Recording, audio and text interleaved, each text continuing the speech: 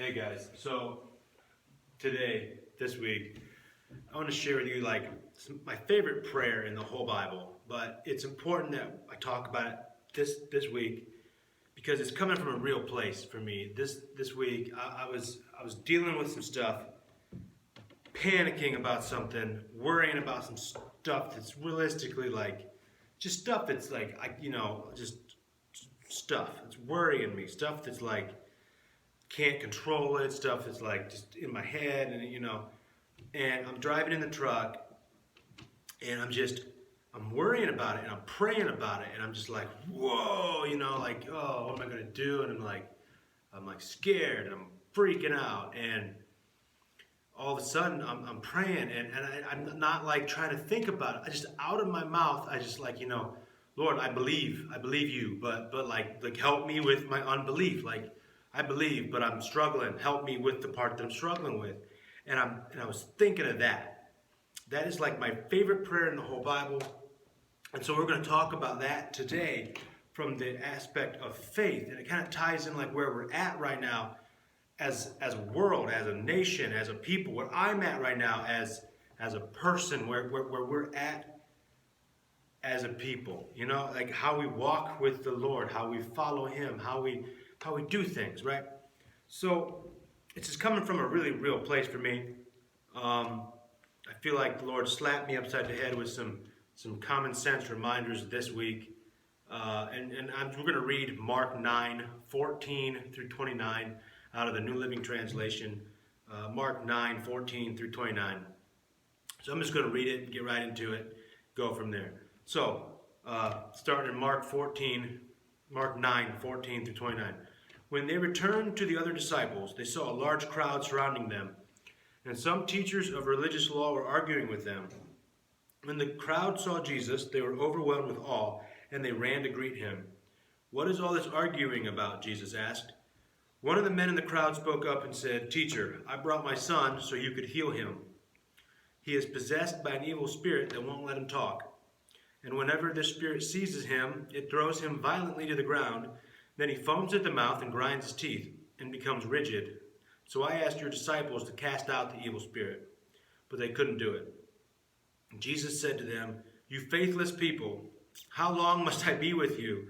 How long must I put up with you? Bring the boy to me." So they brought the boy, but when the evil spirit saw Jesus, it threw the child into a violent convulsion, and he fell to the ground, writhing and foaming at the mouth. "How long has this been happening?" Jesus asked the boy's father. He replied, "Since he was a little boy. The spirit often throws him into the fire or into the water, trying to kill him. Have mercy on us and help us if you can." "What do you mean, if I can?" Jesus asked. "Anything is possible if a person believes." The father instantly cried out, "I do believe, but help me overcome my unbelief." When Jesus saw that the crowd of onlookers was growing, he rebuked the evil spirit. "Listen, you spirit that makes this boy unable to hear and speak," he said, "I command you to come out of this child and never enter him again." Then the spirit screamed and threw the boy into another violent convulsion and left him. The boy appeared to be dead. A murmur ran through the crowd as people said, "He's dead." But Jesus took him by the hand and helped him to his feet, and he stood up. Afterward, when Jesus was alone in the house with his disciples, they asked him, "Why couldn't we cast out that evil spirit?" And Jesus replied, "This kind can be cast out only by prayer." So we've been talking about this stuff lately, just about all this stuff that's been going on. You talk to everybody and they're worrying about stuff and family stuff and this pandemic stuff and we've been talking about roots and being rooted in Christ, and it all comes back to this: our faith. All comes back to our faith, our belief. Do we believe in Him? Are we going to walk in our faith? But there's always a little part of us. There's moments in time where we're like, man, I believe, but man, there's some doubting, there's some worrying, there's some fear. And there's always moments we've been talking about this for the last couple of weeks. And like I said, I had this moment this week where I was just having a moment. And I just remember out of nowhere, Lord, I believe, but help me with my unbelief. And it is amazing how quickly we can move from confidence to crisis. It doesn't matter like what's going on, like just when something happens, how quickly we can move from confidence to crisis, especially when it comes to our faith. Something that we believe so passionately about today, tomorrow can be tempted for denial. We can be strong, like no, but then tomorrow, like wow, we can be secure in our job today, but tomorrow when there's budget cuts, man, am I going to have a job come August? Oh, wow. Oh man, are they going to lay me off? Come on, what's going to happen? Oh, my family member's good now, but they're not healthy come in a few months. So how long do they have? We talked about our emotions. We're fickle people because our emotions lead us astray. Like in the heat of moments, we easily panic. And we panic, we turn the requirement of faith, which I'm going to talk about that, the requirement of faith into the problem of our faith. And that's the problem Moses faced when he returned from the mountain where God had given him the 10 Commandments. The Israelites had lost their faith in the God they could not see and placed it in the image of a golden calf that they could see. And this is the problem that Jesus encounters when he returned from the mountain of transfiguration. Like, this is what he sees here, this whole gathering aspect. These people are all faithless, walking around like freaking out because they couldn't cast this demon out. They had faith because he brought the boy and said, here, heal my boy of this demon-possessed boy. Heal him. Couldn't do it. They had faith. There was some belief, and then it didn't happen the way that it was supposed to, and then there was a little bit of unbelief. That's what we see here. So Mark tells us in verse 14 that a great crowd had gathered around the remaining disciples and that some teachers of the law were in dispute with them. And then Jesus inquires into the situation, and from the response that we get from the troubled father, we can reconstruct what had happened. The remaining disciples had attempted to heal the father's son, who is described as being possessed by a demon, right? The boy's symptoms include an ability to talk and hear, as well as epileptic type. There's convulsions, foaming at the mouth, paralysis. And this time the disciples who were experienced like basically like exorcisms, like they've done, they've casted demons out in the past. At this point, they're like failed. They failed in their attempts to exorcise this demon, basically. And so these people are arguing with the disciples, basically in light of this failed attempt here. And failure, this is the point about failure, it often makes us question the validity of one's claim, whether it's in this instance or in our personal lives. If the disciples, think about this, if the disciples claim the power to cast out demons, but then now they failed to do so, then what does that suggest about their claim? If we believe something's going to happen, we believe it's going to happen, and then it doesn't happen the way that we think it's supposed to, we believe it's supposed to, what does that do about the validity of our claim? See, these teachers of the law were furthering skepticism regarding the validity of the disciples, their ministry, and basically Jesus too, and his whole ministry. But then what we see, Jesus, when he comes in, he's not going to allow this skepticism. He doesn't allow it to continue. He confronts the situation head on, which is what we should do when we have these moments of worry or doubt. We should confront it like, look, this is the situation. We should confront it head on. But there's one prevailing question to be answered throughout this whole story. Why did the disciples fail in their attempts to cast out the demon? I think Jesus answers that in verse 29. He says, this kind, because they asked him, right? This kind cannot be driven out by anything but prayer. Maybe we're to conclude that the reason the disciples failed was maybe they didn't pray. Maybe they had done what they'd always done before. Maybe they'd relied on past experiences of casting out demons. Maybe they didn't pray. Maybe they just did what they'd always done, stuck to their routine, stuck to the way they've always casted out demons. I don't know. I'm just, from reading that's maybe my conclusion. I wasn't there. But The answer is not necessarily enough, but that's just what I'm reading, and that's my conclusion. The problem, though, in this passage is unbelief, but the deficiency of this unbelief, the lack of faith here, it's not just like to the disciples. The issue of unbelief in moments of worry happens to all of us, and that's why it's so important we talk about it right now. Like I said, this is coming from a place that just happened to me just a couple days ago, just a few days ago.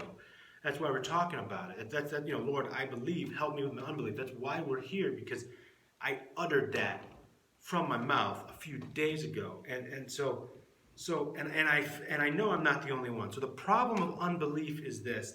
The problem of unbelief is not unique to the disciples, because the focus of this passage is on the unbelief of someone else. If you notice Jesus' words in verse 19, they are clearly words of frustration.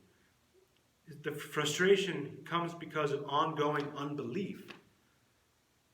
The real struggle in this story is unbelief.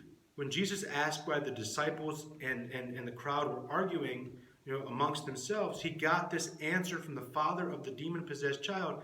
He says, I asked your disciples to cast out the demon, and they were not able to. It's at this point that Jesus responds, whether it's frustration or whether it's sarcasm or whether it's like he's just throwing his hands up like you guys should know better at this point. Well, whatever it is, like at this faithless generation, at this generation that's lacking faith, this unbelieving generation, it's unlikely that Jesus is referring to the unbelief of the disciples here. And I can say that, I can make that assumption because when reading Mark, he uses the term generation, like he talks about the people, he uses the same terminology 5 times throughout his book, throughout the book of Mark. And he's not referring to the disciples any other time that he does that. So when he talks about the generation, like the faithless generation, I'm assuming based on other writings in Mark, he's probably talking about the crowd, the people, the father of this child, the faithless, the lack of the unbelief of them. Now, like I said, I believe maybe they didn't pray. That's unbelief in itself. But they weren't the main problem here. The main problem was unbelief of this crowd. We see unbelief in the father of the boy. He had brought his child to the disciples with great hopes that they could help. His words at the end of verse 18 express how he now feels. They were not able to cast out the demon. The word that the Father uses here highlights the reasonable weakness of the disciples. In his mind, the disciples have met their match. They may have been able to cast out other demons, but this demon, they could do nothing about, right? So when Jesus walks up to this unbelieving generation, he is reading into the hopelessness. He's just reading into this hopelessness of his Father's heart. If it's like if Jesus' disciples could not cast out this demon, then perhaps Jesus can't either. That's basically what is coming out of this hopeless father's heart. And this struggling father is not only struggling for the life of his son, but also for the existence of his own faith. In this instance alone, his own faith in Jesus, and Jesus knows that. It's an unbelief issue here. The main problem this passage confronts is unbelief. It's not about the demon-possessed boy. It's about unbelieving. And Jesus is troubled by the persistent unbelief of the crowd, like all throughout his ministry. But especially here, expressed in the words of this father. After all he has done up to this point to display his power, there is still a question as to just how powerful he really is. How powerful could he possibly be? Can you heal my son? Maybe there's something out there that he cannot do. Like he's done all this up to this point, but maybe he can't do this. Maybe he can't do this one. Throughout the Bible, we see that God rebukes humanity for the problem of unbelief. God complained to Moses about the stubbornness of the Israelites in Numbers 14:11. He says, how long will this people despise me? And how long will they not believe in me in spite of all the signs that I have done among them? The greatest problem you and I struggle with, whether we detect it or not right away, is the problem of unbelief. Like we are like the Israelites very much so, who, in Psalm 78:19, can God spread a table in the wilderness? We'll walk around like, can God spread a table in the wilderness? Can God do something in this epidemic? Can God do something in my workplace? Can God do something in my relationships? Can God do something in my household? Can God do something? Can God spread a table in the wilderness? Can God do something? But God, God can, right? Because he never fails. God never fails. Jesus identifies the lack of faith in verse 23 here. The Father's lack of faith. The Father cries out to Jesus, if you can do anything, have compassion on us and help us. Jesus repeats the Father's words. Some people like he was being sarcastic. If you can? Like Jesus, if you can, like if I can, right? This Father is uncertain of Jesus' power in light of the disciples' failure. But regardless of how much God's people may fail, God never does. God never fails. We make the same mistake of unbelief when we begin to doubt God because of the failures of God's people or the failures of our past, our failures, our feelings, our fears of what might happen, our unbelief. How many people today do we know are convinced that God has let them down because the church or because other Christians have let them down? God has let them down because the church or other Christians have let them down. The problem of unbelief is that we don't want to believe in the God of the impossible. We just want to trust him as long as we have something that we can see, that we can hope in. But this is only a subtle way to disbelieve. Like we only have hope when we can see it. It's only a subtle way to disbelieve when we hope like that. Because if your faith in God is identical to your faith in the church, or your faith in your Christian friends, or your pain-free life, if your faith in God is identical to those, then you do not believe in God, because your faith in God should be so much greater than your faith in those things. The requirement of faith comes out of verse 23. Right? I mentioned that earlier. In verse 23, Jesus says, all things are possible for one who believes.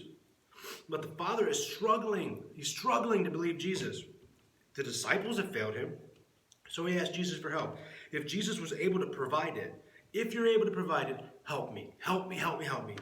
Jesus says this uncertainty regarding Jesus' ability to help is unbelief. Right?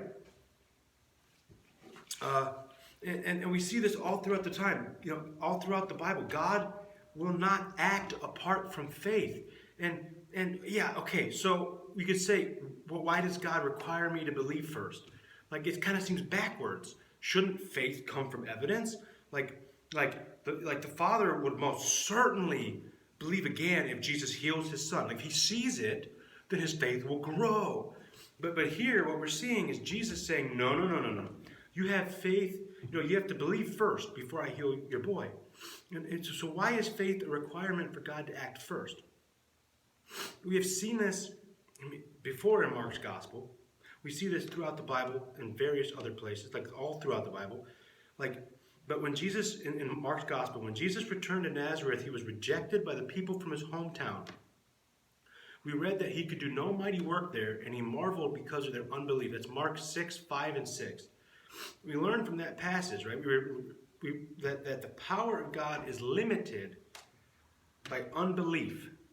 Not limited in the sense that he's incapable to act apart from our faith, because God is limitless, like he has no limit.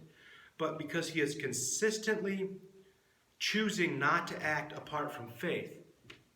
Now, why is this so, right? Now, I don't know. God does God things. I'm not going to pretend to act like I know. But we see this time and time again. God chooses not to act apart from our faith. He wants us to have faith. He wants us to trust him. Because faith originates in God.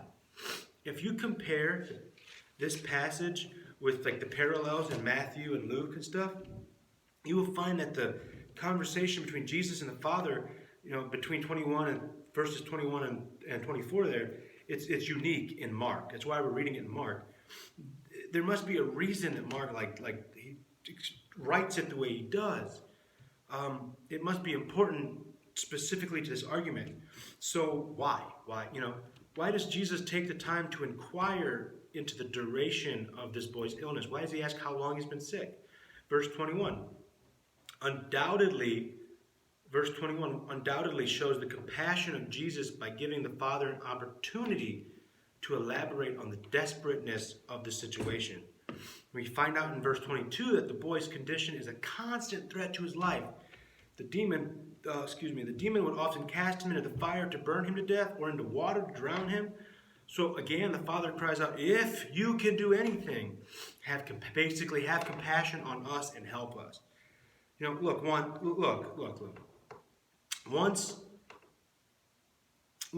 once more at just how Jesus responds. It's not a sarcastic thing. When he goes, if you can. The arrangement of verse 23, people who later on went and did other translations of the Bible, that must have bothered them when they went and did that.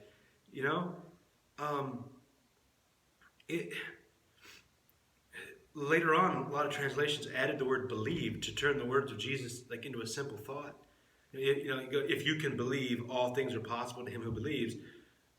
But this completely changes the meaning of what Jesus said. Jesus is not waiting for the Father to conjure up more faith on his own.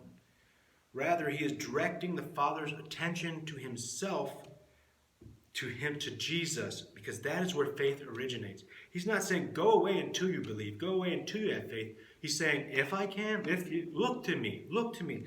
Faith originates here. Look to me. Look to him. When you're having moments of unbelief, pray. Like it said, because this is the only kind that can be cast out through prayer. Look to him. Go spend time with him. Look to him. Because faith originates in God. Faith originates with him. It's also important to understand that faith ends in God too. Faith ends with him. The reason Mark includes this detailed dialogue between Jesus and the Father is because, as one commentator notes, in this commentator I found writes, for Mark, the significance of Jesus cannot be fully conveyed by what he does, but only by who he is. Not about what he does, it's about who he is. One can be amazed by a miracle, but one can only trust and believe a person. In other words, what Mark wants us to see is that the kind of faith God requires must be rooted in who Jesus is and not what Jesus can do. So we've come full circle. Faith originates with God, and faith ends in God. Faith has no ultimate purpose other than to lead us to satisfaction in who he is. Lead us to satisfaction in God, to bring us back to him.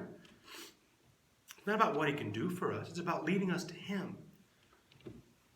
Non-believers, people who don't believe, are frequently asked the question of what would it take to convince them. But God is not waiting to fulfill your demands for evidence, because Christianity is not just a philosophy. If you come to Christianity expecting to find all your questions satisfied before you believe, dude, God's not going to cater to every demand you have. But if you come to Christianity through Jesus Christ, receiving him simply in faith, that he is who he says he is, then you're going to find a compassionate God who is eager to sustain your faith. And that's exactly what Jesus does here for this desperate father in need. And that brings us to the power of faith. In verse 24, the father responds to Jesus by crying out, I believe. I believe. But help me where I don't believe. Help me with my unbelief. This is my favorite prayer in the Bible. It is a beautiful expression of faith. Frail as it may seem, it seems like a weak area, but it's beautiful. And it should give all of us who want to follow Jesus a great encouragement. For it is as honest as an expression. It is as honest an expression of the difficulty of faith you will find in the Bible. It is the most honest one I've found yet. And yet Jesus accepts it. Immediately after the father makes this statement, Jesus heals the boy by casting out the evil spirit. We need to understand that unbelief is real, but unbelief is treatable. Hopelessness and fear might cripple us in that moment, but unbelief is treatable. So the reason the demon was not initially exorcised from the boy had nothing to do with Jesus' willingness or his ability to do so. The crucial element here was faith, but not complete faith. The man struggled to believe, to be sure, yet he wanted to believe, and that was enough. He wanted to believe, and that was enough, because the power of faith is not found in faith itself, but in the object in which we place it. So where are you placing your faith at today? Where is it that you're placing your faith at today? Is it in the Lord? Or is it in all these things? Because faith begins and ends in Him. An amazing thing has happened to this father at this point. Right? He has expressed his faith in Jesus and he has been changed. He's been, real transformation happens when we express our faith.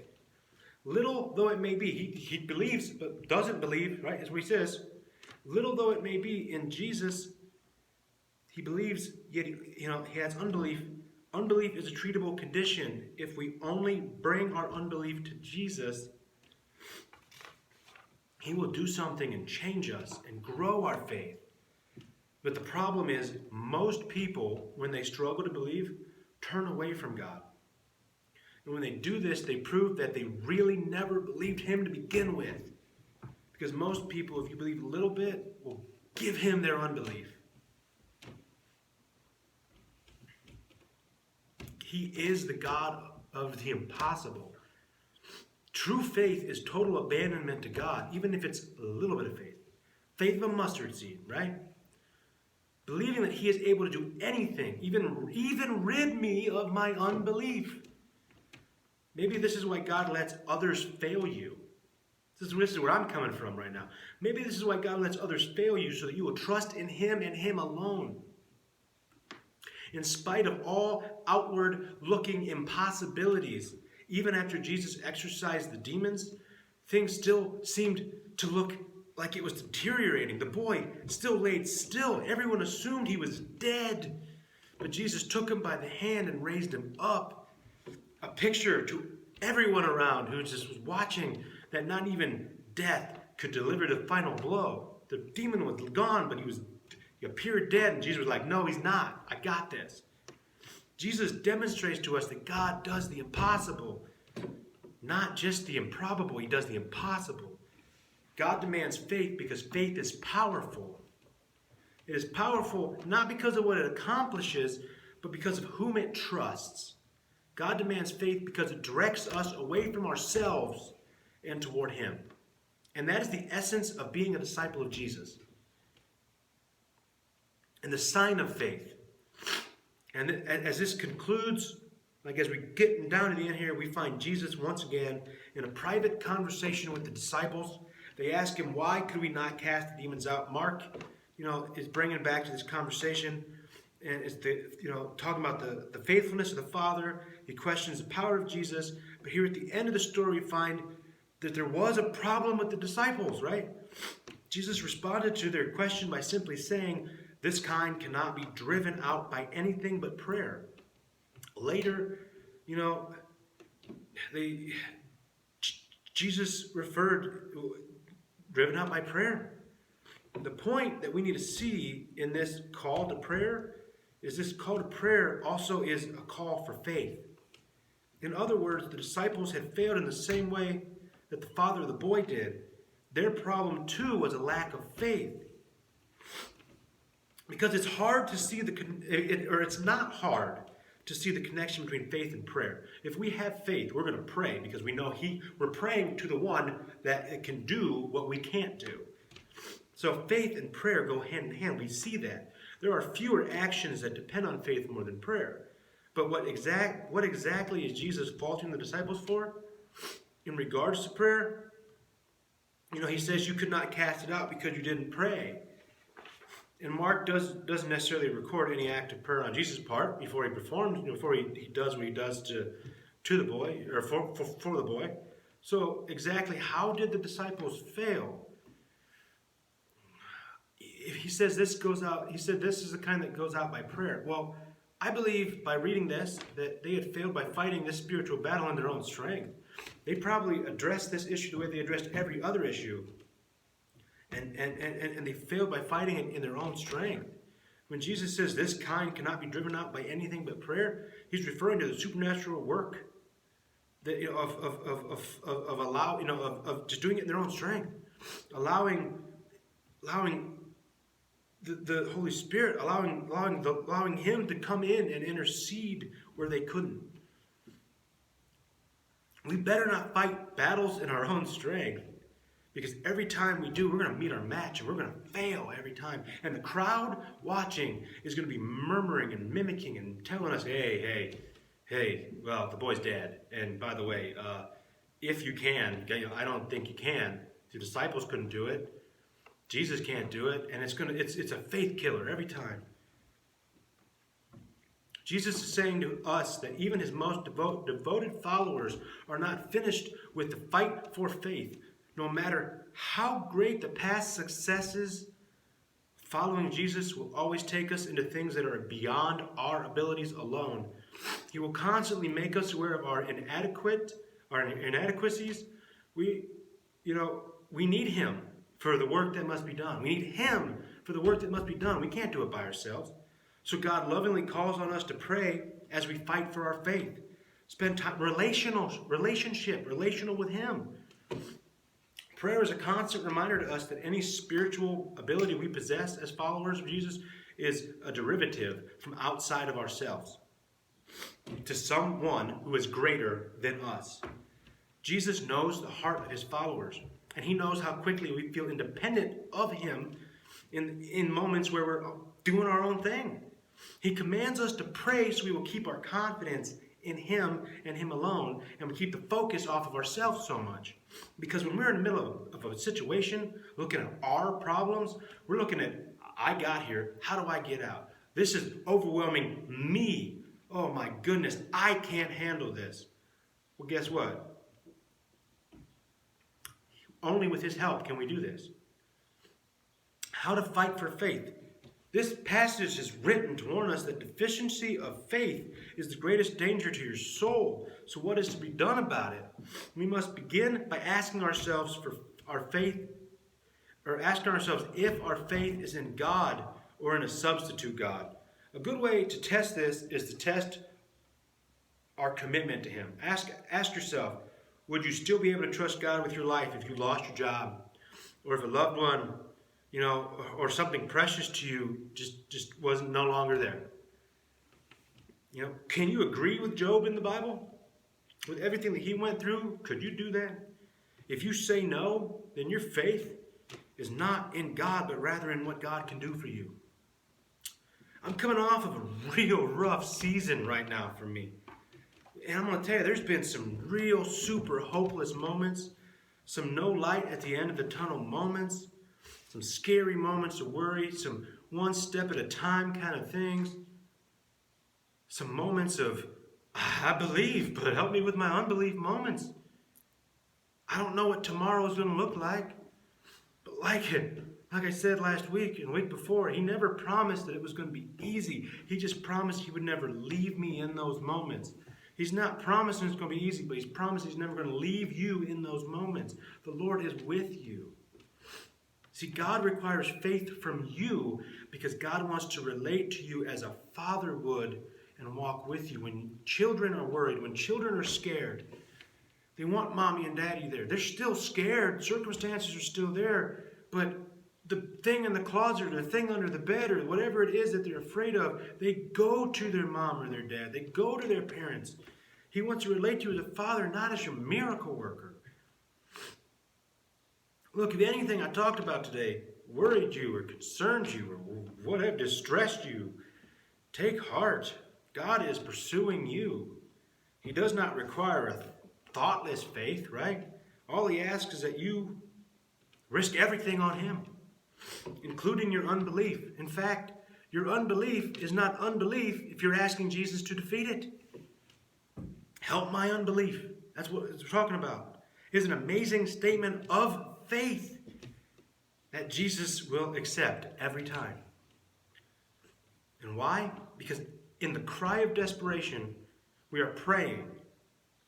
And every time we pray, we are fighting for faith. And nothing pleases God more than to grant faith to those who desire it and go to Him and ask for it. That's what it is. I believe, Lord. Help me with my unbelief. Everything we've been talking about the last couple of weeks summed up right here. I don't know what's coming. I don't know. But I believe, Lord. Help me where I don't believe. That's what I got this week. I'm praying for you guys. You guys keep praying for me. We're going to get through this together, one step at a time.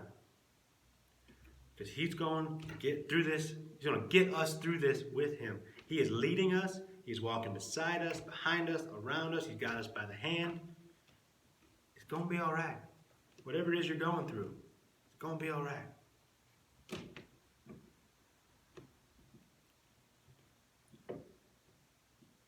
So like I said, I'm praying for you guys. You guys pray for me. I'll talk to you next week. You guys have a good week, and God bless.